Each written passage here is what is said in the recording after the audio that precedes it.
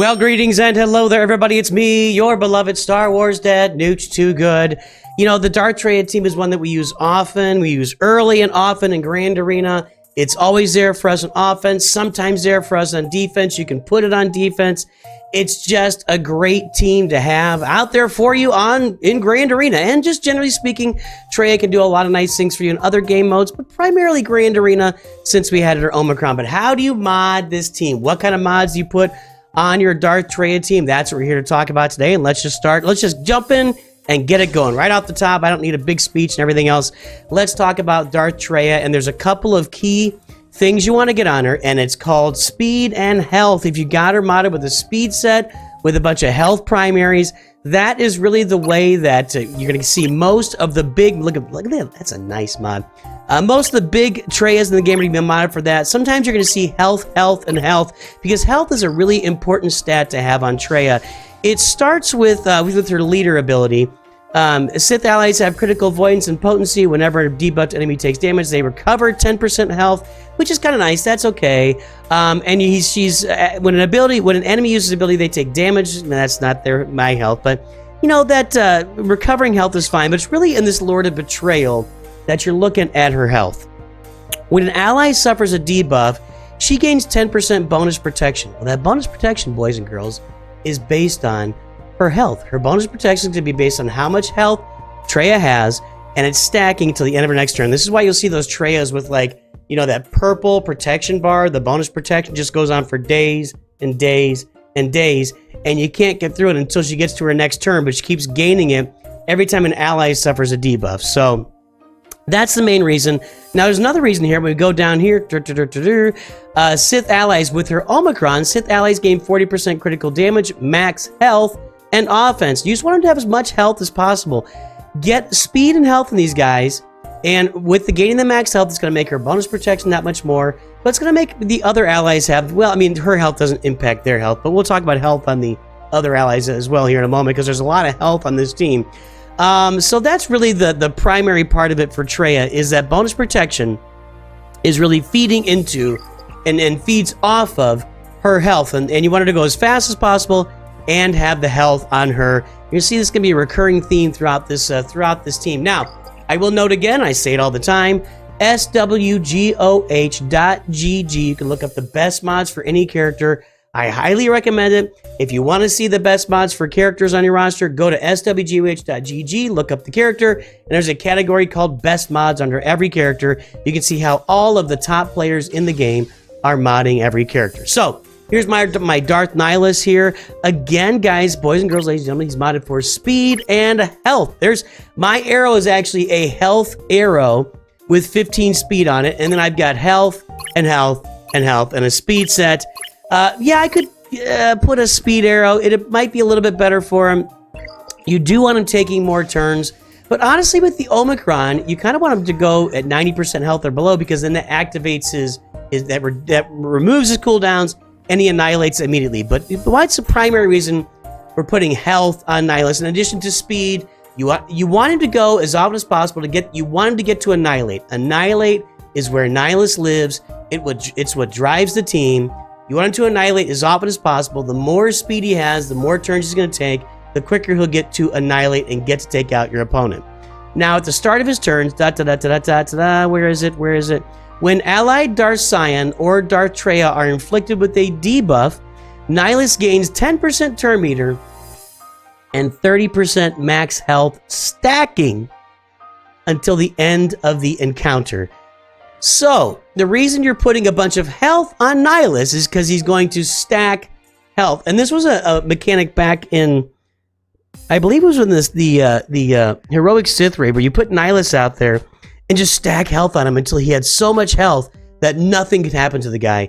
And there are other game modes in certain places where you can do this, where you can stack so much health on Darth Nylus that nobody can get through the guy. He becomes this giant, tanky annihilator. And so that's why you want to mod Nylus with as much health as possible, but also a bunch of speed to get him going as fast as possible. And like Traya, if you have a secondary set, like you can't put a speed set on, just all health mods, all health primaries, just get him with as much health as possible so he stacks up all of the health in his kit. Anyway, I'm kind of lacking for words this morning. I don't know why. It's just the words are not coming. Try to feel creative, and the creativity is, I don't know, lacking. Yo, I find you lacking in creativity.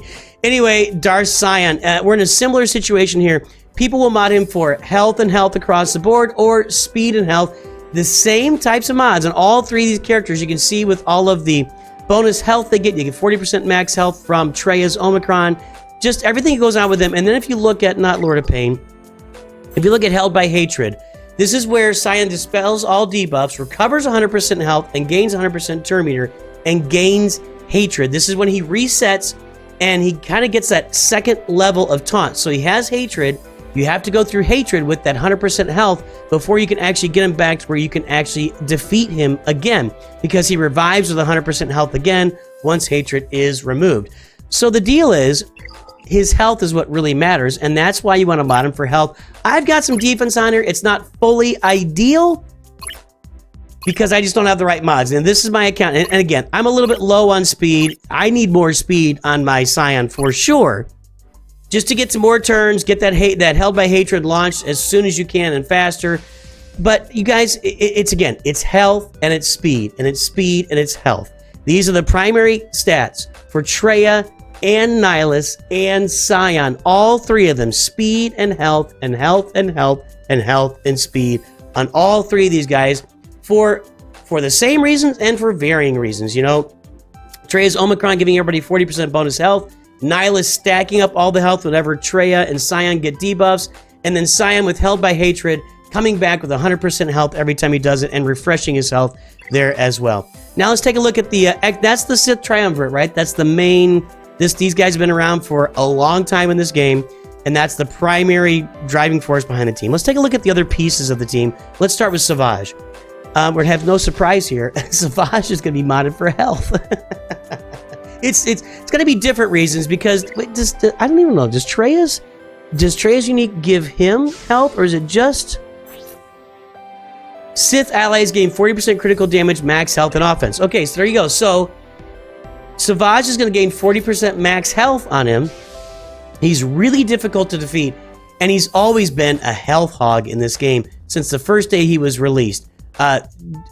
Savage just wants a bunch of health. I've got an offense arrow, and I'm going to talk about that in a minute. Health, health, and health. Most people would mod Savage with a speed arrow here. I am kind of not really much interested in putting speed on Savage. I do have some speed on, and I'm not like completely neglecting it, but it's all about his Omicron. While he's in Grand Arena, he gains 50% defense, max health, and offense, and 30 speed. So he's already gaining all of those stats. 50% defense, max health, and offense, plus the 40% max health from Traya. It's all about the health. At the start, he gains 2 stacks of resilient, yada, yada, yada. Whenever he is critically hit, he gains 16% health steal and more offense. Everybody else gains health steal and offense. He recovers 15% health protection, and he gains 10% turn meter until the end of the encounter. How do you gain turn meter until the end of the encounter? I don't know how that works. So basically, when he gets critically hit, he's gaining turn meter, and whenever he receives damage, he gains 30% turn meter. So he's gaining 40% turn meter every time he gets critically hit, or 30% turn meter every time he gets hit in general. So I don't really worry about speed on him so much. He's just going to gain a lot of turns no matter how much speed I put on him. So I've got him with that little extra offense pump up there. That's how I put it on him. I want him to do a little extra damage every time he goes out there with his basic, and it pays off for me for sure. You see I don't have a lot of speed on him. But the health is there just to make him as reliably tanky as possible. More than Scion, Savage will be the tank on this team. And yeah, he'll be doing a bunch of damage as he stacks up 160% offense on him over time. You know, but he gets these heals over times. That's been his thing since the beginning. He's always been able to stack up a bunch of heal over times. So that when his turn expires, he just heals everything up on his health and just constantly getting health back. So you want to have a bunch of health on Savage, so that when you stack the 40% health from Traya and the 50% health with his Omicron, he's just so full of health that you cannot... I think I've said health probably 8,000 times in this video, but this team is a health-hungry hog team, and Savage specifically, they will not be able to get through Savage with all of that health loaded up on Savage. And by the way, boys and girls, you want to have these health mods on all of your characters, 6 dots. If you got a health primary, the 6 dot mod takes it from like 5.7% or something up to 16% health. You want those things 6 dotted to get as much health as possible. So Savage Opress, you might think offense. You really want to get a bunch of health on him so he becomes the tank for the team. He gets that resilient defense, and he's a tanker with that. You'll most often see Darth Talon as the 5th member of this team. My Darth Talon, all right up front, not modded great, okay? I feel like Darth Talon primarily serves as a support on this team more than an attacker. She will stack some offense. She will eventually do some damage. But right here, if all allies are Sith at the start of the battle, whenever their leader is damaged, all allies gain 5% turn meter. And the first time the leader would be defeated while Darth Talon is active, they dispel all debuffs themselves, recover 100% health, gain 100% turn meter, and then loyal hand, etc. So Darth Talon is really there to support the leader, and she's going to be stealthed for most of the battle. She will eventually stack up a bunch of offense here. At the start of her battle, as Sith Allies gain... Here it is again, by the way. 30% more max health for the whole Sith team. So that's just more health for the team. And why you want to have a bunch more health? They also gain offense and speed, and Sith tanks no time. Let's see here. Where is it here? Isolate. She's stacking offense. Did I skip over it? It's not pain. It's friends. It's this hold on, guys. Where did I lose this here? Dark Frenzy? Okay, yeah. Loyal Hand. Okay. So Dark Frenzy, deal physical damage. If they were debuffed, she gains 2 stacks of Loyal Hand. Loyal Hand is plus 10% max protection and offense max 20. So she can stack up to 200% max protection and 200% offense on top of her offense. So she's stacking offense as she goes. Eventually, she'll start doing some damage. She does get extra damage under Traya as well. She's going to be stealth for most of the time. So you want to mod her for offense if you got Darth Talon on the team. And it's nice that she adds all that extra stuff to the... But I really view her as, again, more of a support than an offense character because she has to be around for a while and get a bunch of that loyal hand before she does a bunch of damage. But it does happen, and it can happen. Let's talk about one more character here, and that's Darth Vader. I threw Darth Vader on this team last round, and he was absolutely... He was basicking the other team right off the map. It was a Palpatine, Vader, Mara Jade team on the other side, and he killed Thrawn off the bat with a culling blade, and he basicked Palpatine dead. He basicked Vader, the other Darth Vader, dead, and he basicked somebody else dead. He just basicked the whole team and killed them under Traya's league with all the extra offense that she gives. And you're gonna mod Darth Vader for critical damage. I say this all the time. Just get critical damage on the guy. He's going to be doing and potency on the cross, so he lands a bunch of dots. As much critical damage as you can get, and speed as secondaries. Critical damage here on the triangle. Critical damage triangle with critical damage across the board. I actually need to enhance this. He can use some more. Can I do this right now? Let's go. I've got plenty of these. Let's go ahead and take care of that right now. Did I get some more speed? No. One time I didn't get speed on a video I'm making. So, yes, you want as much critical damage on Darth Vader as possible. You put him on this team, and under Traya's lead, let's go take a look at it here.